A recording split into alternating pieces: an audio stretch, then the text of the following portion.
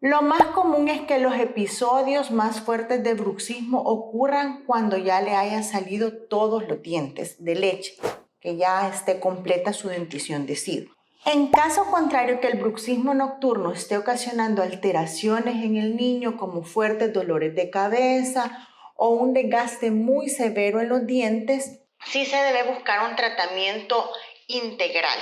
no solo con el odontopediatra, sino ver todos los factores que están involucrados.